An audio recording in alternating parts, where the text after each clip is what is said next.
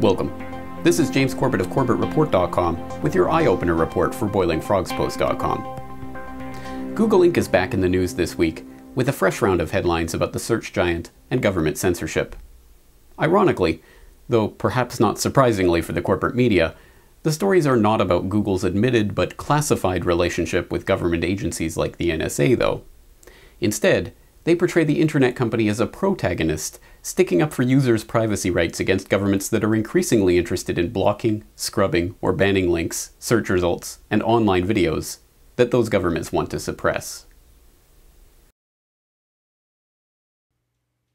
Under headlines like Google reports alarming rise in government censorship requests and Google sees surge in censorship demands, writers for mainstream publications are dutifully outlining the results of a new Google Inc. transparency report detailing precisely how many times they have been petitioned by governments around the world to censor, block, or scrub material that they find unlawful or objectionable.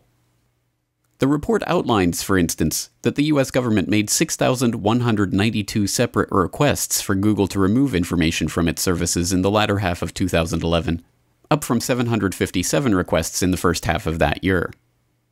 Other reports highlight government requests for Google to remove videos from YouTube, including the Thai government's request to remove access to hundreds of videos insulting the king, which Google complied with, and Canada's request to remove a video of a Canadian flushing his passport down the toilet, which Google did not comply with. The report makes clear that governments are increasingly turning to Google to expunge information that they don't like, or at least access to that information, from the internet. As a PR exercise, Google's latest report is brilliantly executed and timed, deflecting some of the negative press that the company has received in recent weeks over the ongoing Street View debacle, even as it allows news outlets to portray the company as a valiant defender of users' privacy against increasingly invasive governments. Conveniently left out of the equation is the company's past, its own repeated violations and abuses of users' privacy, and the unsettling statements that its executives have made about the very concept of privacy, time and again over the years. South Korean police raided Google's Seoul office this week to investigate whether Google has been illegally gathering data on internet users. Google is already facing an investigation over similar actions in the U.S. All right, Scott, did Google know that their Street View Wi-Fi trucks, the ones that were going around neighborhoods mapping areas, were actually collecting personal information, emails, bank account numbers, all kinds of passwords?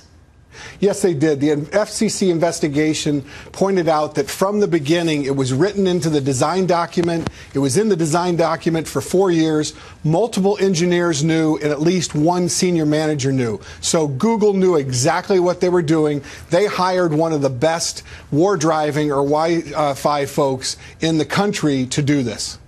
This year, America's regulator, a very powerful regulator, the FCC, investigated, imposed a big fine on Google, but also got them to admit that senior managers had known about this, that it hadn't been just one rogue engineer who had known about it, that there was wider knowledge about it in the company. And that has forced Britain's regulator to go back in, and today they've sent this letter to Google saying, listen, we want to know far more about what you collected in the UK and who knew what.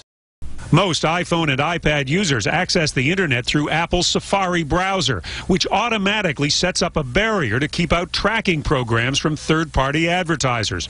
Google found a way to secretly get through that barrier, letting the advertisers flow in and tracking information flow out. People are treating Google like their most trusted friend. Should they be? Well, I think judgment matters. Eric Schmidt is Google's CEO. If you have something that you don't want anyone to know, maybe you shouldn't be doing it in the first place. There's what I call the creepy line, and the Google policy about a lot of these things is to get right up to the creepy line but not cross it. I would argue that implanting things in your brain is beyond the creepy line. Mine in particular. Yes, at least for the moment, until the technology gets better. Google has always attempted to project itself as the white hat in the Wild West of the modern internet. Cloaked in its cutesy "Don't Be Evil" corporate slogan and its user-friendly design, the company has grown from a simple search engine into one of the largest assemblies of information in the history of the world, without the type of scrutiny that one would expect during such a transformation. The company sprang from PageRank, the end result of a 1996 research project by Stanford University graduate students Larry Page and Sergey Brin that helped users find relevant websites from search queries by counting incoming links to a site. From this simple idea, the pair created the first incarnation of their website on the Stanford University servers, then registered the Google domain name in 1997 and incorporated in 1998. The company had as its explicit goal the quest to catalog, organize, and make accessible the sum total of human knowledge, and was aided in this ambitious quest by successive rounds of venture capital funding. Within a decade, it had already managed significant inroads on its quest for total information awareness, having branched out into 3D satellite mapping services, launched highly popular webmail and cloud storage services, created its own web browser, acquired YouTube, and branched into mobile technologies with the Android smartphone. It is not precisely clear when the company caught the attention of America's intelligence agencies, but high-level whistleblowers suggest it was early on in the company's history. In a 2006 interview, ex-CIA agent Robert David Steele suggested that it was from the very outset. "I think Google took money from the CIA when it was poor and it was starting up," Steele said in the interview. "They've been together for quite a while." Steele also fingered the company's point man in the CIA, Dr. Rick Steinheiser, in the Office of Research and Development. No further information has been revealed about the precise nature of that relationship, but tidbits continue to emerge from time to time. It was widely reported in 2010, for example, that Google was in a working relationship with the U.S. National Security Agency. The donation-funded Electronic Privacy Information Center filed a lawsuit requesting details of that relationship, but that suit was thrown out earlier this year. Details of the NSA-Google relationship are effectively classified. There are also examples of the government corporate revolving door that make observers of companies like Monsanto and Halliburton uneasy. It was reported earlier this year, for instance, that Regina Dugan of the Defense Advanced Research Projects Agency would be leaving her post at the Pentagon to take up a senior executive position at Google. Still, despite the growing amount of information that Google has over every aspect of the daily lives of its billion-plus unique monthly users, it has long avoided any serious scrutiny in the press. Initially sheltered by its underdog status in the fight against tech giants like Apple and Microsoft, even the corporate press has been forced to cover the serious abuses that Google has inflicted on its users in recent years, as those abuses become more flagrant and less easily dismissible.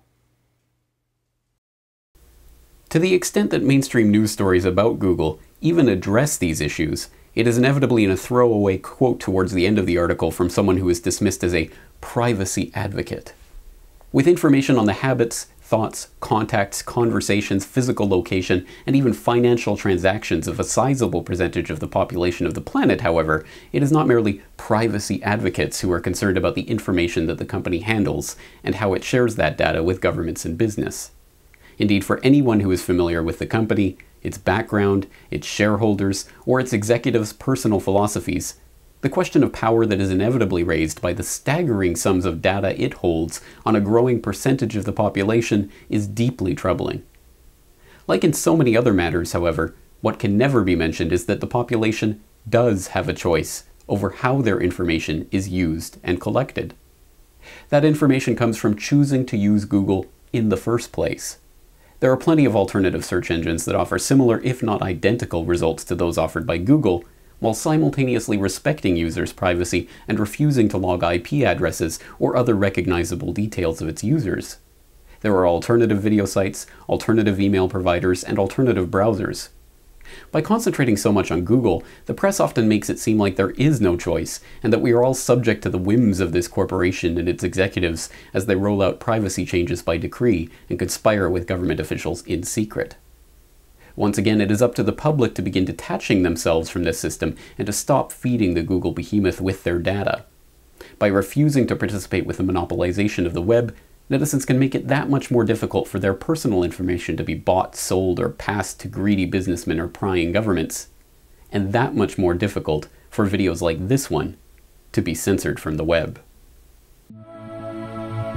This video is brought to you by the subscribers of BoilingFrogsPost.com. For more information on this and other topics, please go to BoilingFrogsPost.com. For more information and commentary from James Corbett, please go to CorbettReport.com.